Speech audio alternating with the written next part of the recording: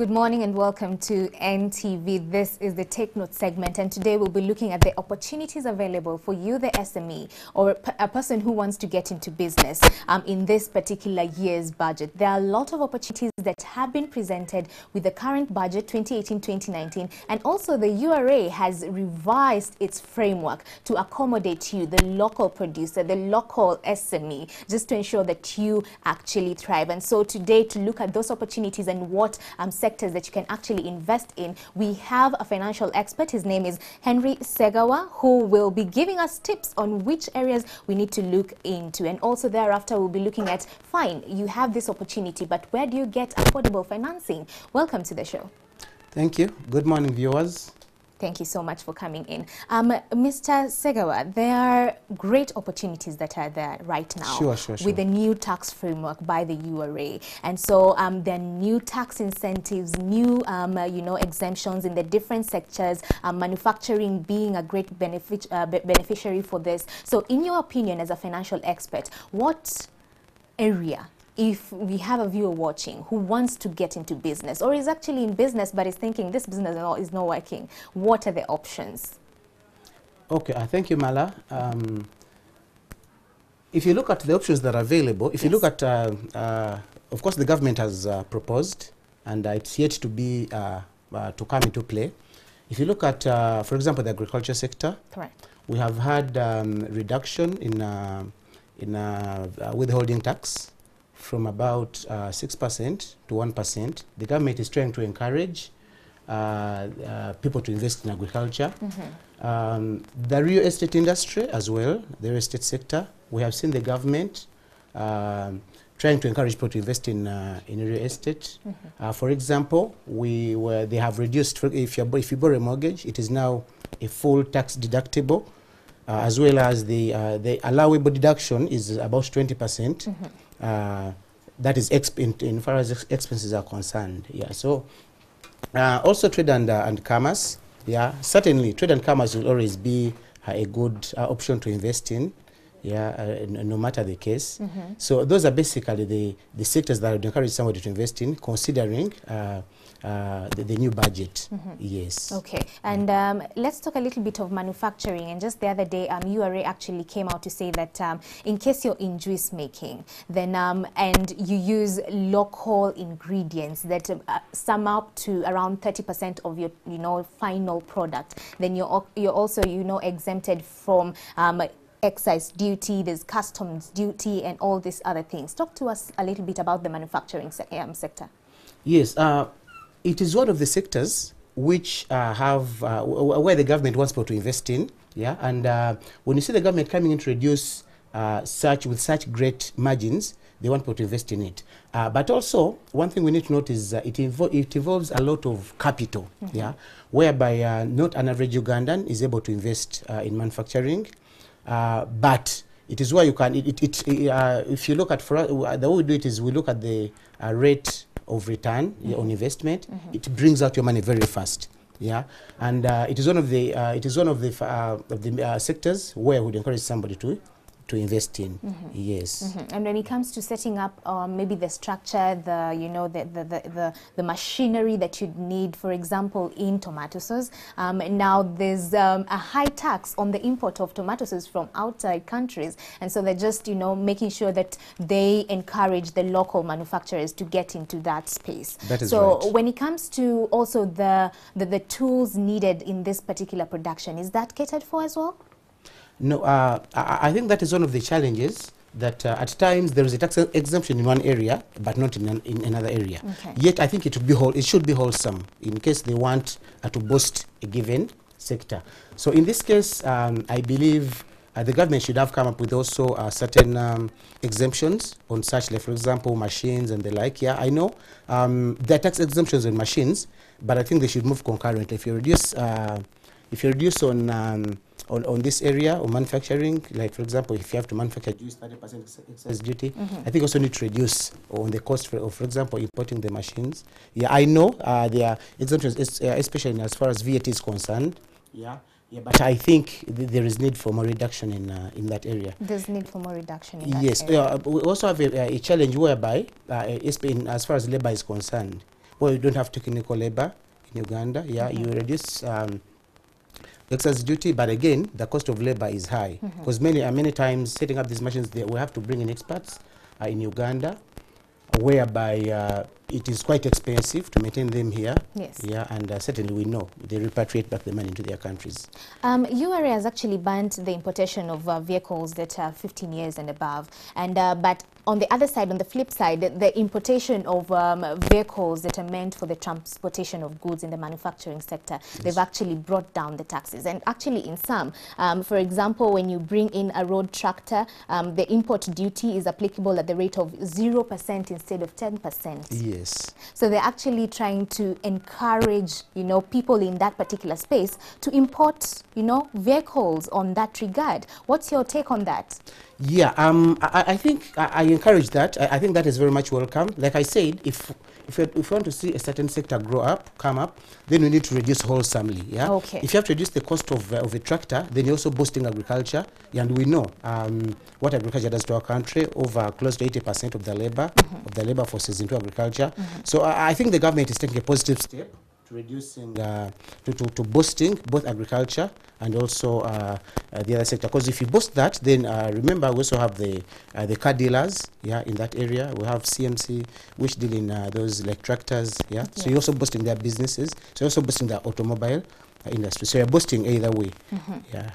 Okay, so you've mentioned agriculture, there's manufacturing, there's the transportation industry, and also the players in that, like you're saying, CMC, you know, Toyota, the car dealers. What other areas have we seen a reduction on taxes that people can actually get into? Yeah, like I spoke earlier, we have seen reduction in real estate. Okay. Yeah. For instance, if you borrow a mortgage, then you have to pay less of taxes. If you are to develop an industrial park, yeah, you pay for a period of 10 years for foreigners, and if you have about over $200 million, it is tax exempt for 10 years. If you are a local, it is for 5 years. If you have about $10 million, I know it is not easy money to have, yeah, but we have to have the money. Yeah.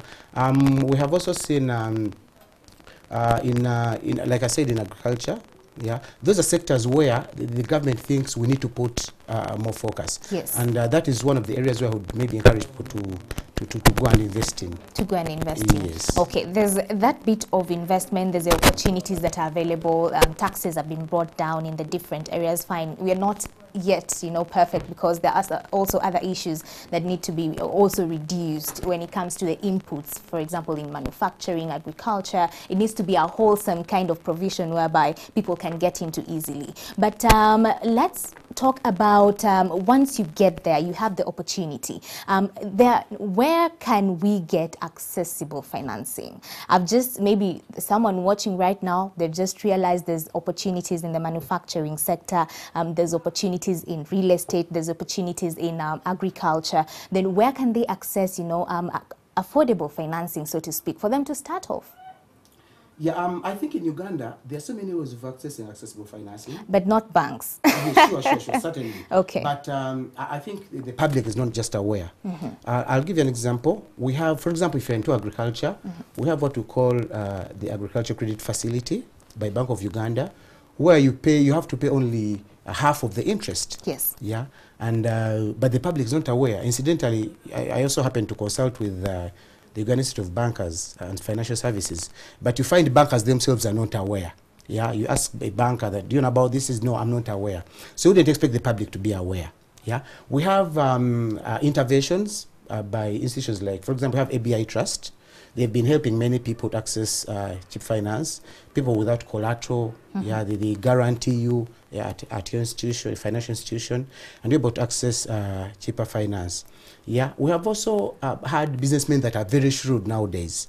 What happens is the businessman goes to this bank, yeah, he puts in his application, but also puts his application elsewhere. Now, the challenge is whoever approves first, yes, he gets this offer letter and takes it to this institution. Yes. That, look, I have this facility, I'm getting at maybe 20%. Can you do 18%? Yeah, that is the schedule of doing business, but it's also applicable, it's allowed in the business and the business spheres. I think that the other thing that people need to do is people need to come up with investment clubs, Okay. yeah, where somebody can access cheap finance. I mean, you are lending within yourselves, you are your own security, you have your savings in the club. So I mean, it's almost so you can lend as at as low as 5% because it's almost risk free. Yes. Somebody already has their savings. Yeah. I think the other area where people need to rise up is the area of SACCOs. Yeah. Whereby, I mean, there are some institutions that have come up with SACCOs and they no longer go to the banks to borrow money. Yeah, they go to the SACCOs, get at 5%, even 4%. Yeah, I think those are areas that where people need to look at for cheaper finance. Okay, for cheaper Yes. finance. You actually alluded to the option of starting out investment clubs. Yes. And investment clubs in Africa, at some point they tend to fail because lack of structures, one will not, members feel like, we are just buddies, we're coming together to raise funds and maybe have all this, benefits that come with it. But in your opinion as a financial expert, if we have someone watching us today and they're actually in part of the leadership of a particular investment club, what structures would you advise them to put in place? What measures would you advise them to put in place so that their investment club can be handled in a professional way and they can, in the long run, reap the benefits of that? Because we, at some point, get so casual about these investment clubs. Yeah. Yeah, like I said earlier, I think the biggest challenge with investment clubs, people do it casually. Yes. Somebody comes up and says, I think we are 3 people, we are colleagues, or we are 5 people. Let us come with the club. Let us come up with a club. For me, I think we need to do it more professionally. Yeah. For instance, we come up with bylaws. Okay. Yes. Whereby we stipulate, because there are some people who, I mean, I've had a chance to meet many who come to me for advice, and the biggest challenge is somebody sees a good investment, says, now there is this investment. Let us invest in D9. Yes. It will give us a good return. And I don't think that is a good way things should work. If anything that you start without a framework cannot really hold. Yeah. And I think also these people need to come to us as financial experts, financial advisors, so we can advise them. Yeah. I think people need to concentrate on what they are good at. Okay. Yeah. For example, if you do work here, then maybe you're not more knowledgeable about investment clubs, but I am. Yeah. People need to involve experts to advise them. But it's one of the best ways. I've seen people, I've witnessed people building apartments because of investment clubs. Yes. Yeah, so I think it's a good way to raise money. Yeah. On the bylaws, what are the basics that investment clubs should not miss out on? Because I think the challenge becomes the bylaws. They have bylaws, fine, but these are bylaws that are not affected, or they're not effective, so to speak. So when coming up with the bylaws, because these are just buddies who have come together, what basics should they not miss out on? Or in your opinion, should they bring then a lawyer and a financial expert to help them come up with one? Yeah, I think one of the challenges is, just like you said, these are friends. Yes. Yeah. So many times they do not want to take this to another level. For example, maybe to the legal level. I mean, we are friends. We've been friends for 10 years. We are OBs. So why should we involve a lawyer here? I mean, we shall understand each other. But at the end of the day, anything that involves finance, yeah, for us as financial experts, we request or we encourage that we involve a lawyer, yeah, where needed, especially where necessary, yes, so that in case of any backfire, in case of any misunderstanding, we have something we can refer to. Yeah, but where there is no, remember, bylaws are registered. Correct. Some people just make bylaws and just keep them to themselves. Yeah, but they're registered at KCCA, for example, in Uganda, they're under the Cooperative Act. Yeah, but some people, after they register, they just put it aside and just follow anything. Yeah, yes, but one of the things that should not miss, like your question is, in the bylaws, is what to invest in. Okay. That is very key, because it has, I mean, I have a group of friends who came to me after things had backfired. So now for us, we say we wanted to invest in this, but this guy said we invest in this. We've lost all our money. Yeah, and it happens. So one of the things that is very key is what to invest in. Number 2, how does somebody leave the club? Okay. Or how do we wind it up? Exit. Yeah, you exit. How do we exit? Some people just now for me, I've given up. I mean, some people exit by stopping to save or to remit. They are maybe, if you say monthly or quarterly savings or remittances, and that's how they exit. But the bylaw should have a given of how exit should be done. Okay. Yes. All right. So there's bylaws. You need to have this particular clauses. Ensure that, you know, they bind you. Ensure that if you have these bylaws, don't just put them somewhere or just have it registered and let it sit at that. No, you need to make sure that you actually get through, ensure that you follow through. As much as your friends, you need to sit down and say, these are the rules, these are the regulations on how you're going to operate. If we need to be contributing X amount of money ever so frequently, ensure that you have penalties to members who actually, you know, default from their payments. Make sure that you also have, you know, rules like, you know, ensuring that if you have meetings, then make sure that you come on time, the issues of delays and all these other things. So bylaws are key. Bylaws are key, and they're the things that will make, you know, groups, investment groups actually thrive. Actually, a bylaw is like a constitution. Just Yes. imagine running a country without a constitution. Running a company without memats. Yeah, Correct. just like a company has memats, memorandums and articles of association. Likewise, the bylaws have, the circles have the bylaws. Yes. Yeah, and it's very important. Without the bylaws, just like without a constitution, you cannot operate. I mean, everyone will do whatever they want, even in a family. I mean, there are guidelines. You can't come in after 10, you know, and I think that should be respected Yes. as well. In Okay. yeah, I think they should. Investment clubs should take it to another level. Okay, we are friends, that's okay, that's all right. That's the starting point. We're here because we're friends. But then what are we doing? Okay. Whatever we're doing, are you going to invest in agriculture? Are you going to invest, some people start money lending, yeah, and you know, it's outside the confines of the law, because we know the new Money Lending Act, yeah, Yes. what it stipulates. So they just start anything they wish can make money for them, Okay. which is not right. Which is not right. Yes. Okay, fine. We've gotten to the point whereby I now have the financing. Yes. From a cheap source. Yeah. How then do I ensure that I invest in the right? Okay, fine. You've already identified, we talked about manufacturing, agriculture, all these good opportunities and all these sectors that are good for investment in 2018, 2019 based on the budget and URA framework. I've now gotten also the financing. So how do I go about ensuring that my business is sustainable in the long run? Yeah, I think one of the ways, some of the main ways where you ensure the business is sustainable is, one, you have to avoid unnecessary borrowings. What happens is somebody borrows from the bank today, he goes to a money lender the next day, yeah, and he borrows money here, then he buys a piece of land, and he's into trade and commerce, he's not in real estate, yeah. And actually, from my experience working in the bank for 10 years, one thing I realized is one of the main reasons why people default is because of diversion of funds. Okay. You give somebody money, he puts it elsewhere and expects this business, and you can't milk a cow that you've not fed. You know, you have to put the money in the business for it to be able to make the interest repayment, you know, and the principal repayments. So that is very key.